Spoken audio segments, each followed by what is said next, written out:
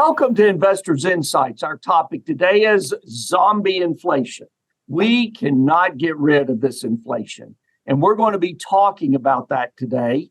Got some great data for you, as well as corporate earnings, which we're thrilled about, that we're going to show you.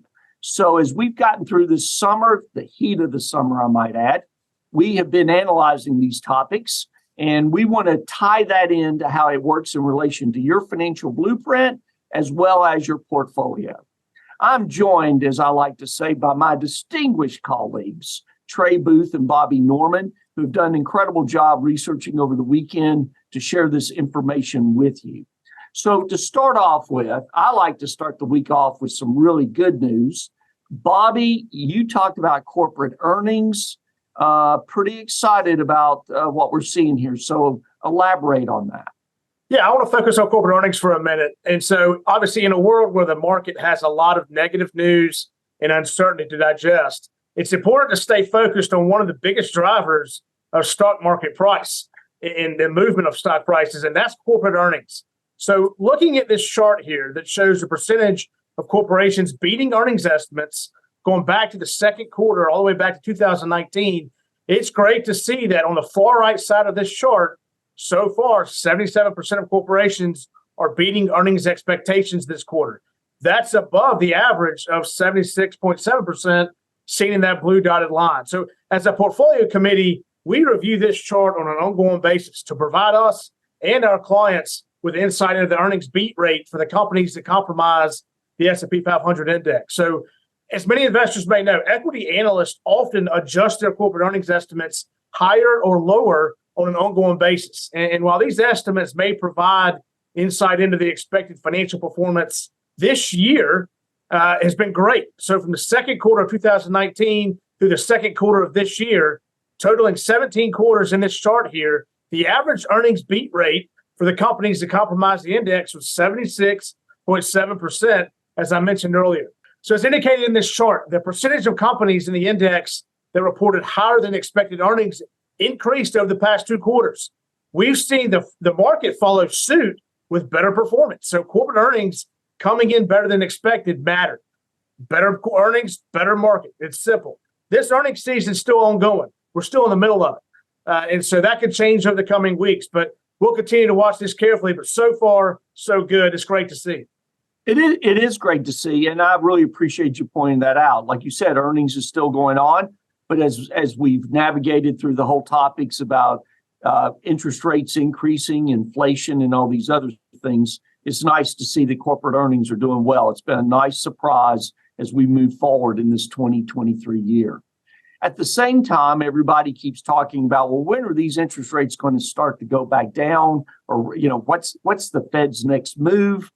Trey, you did a great job this morning, and that's why we named our vlog Zombie Inflation. It's just like every time we start to get indication that inflation may be slowing up more, it keeps reappearing.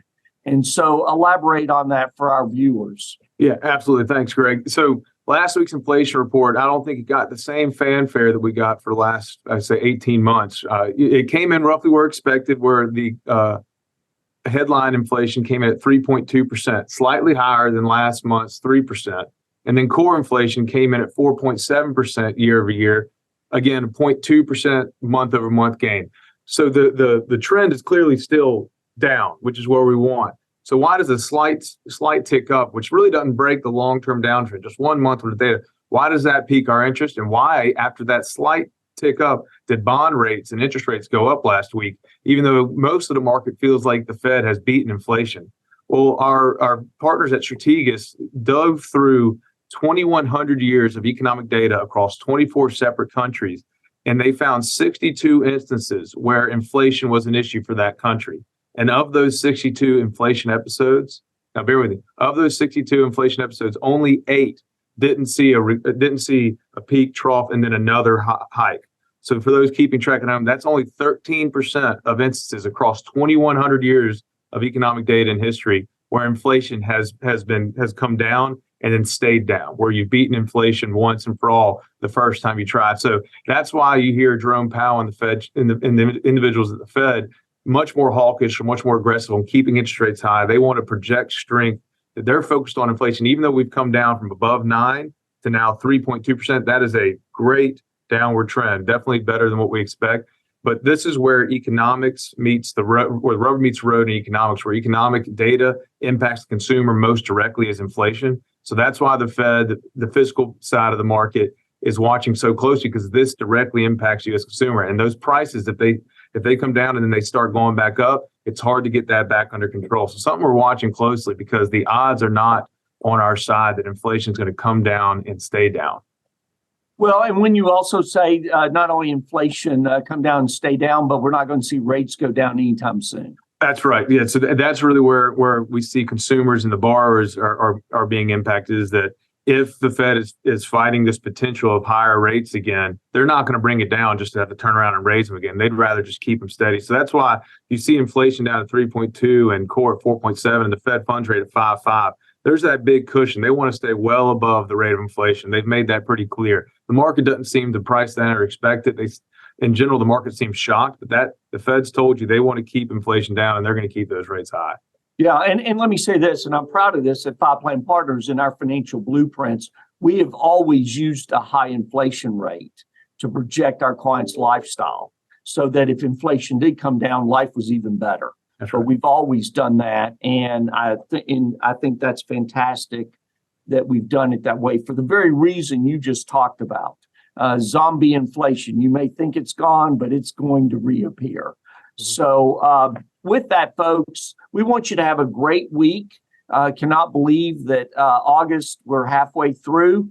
We're going to continue keeping you updated, not only like this with our vlogs and in-person meetings and phone calls, but also please follow us on social media. Those of you that are referring business to us, we really appreciate the way you introduce that to others through our blogs, our social media, LinkedIn, Twitter, Facebook, our podcast, and also on YouTube.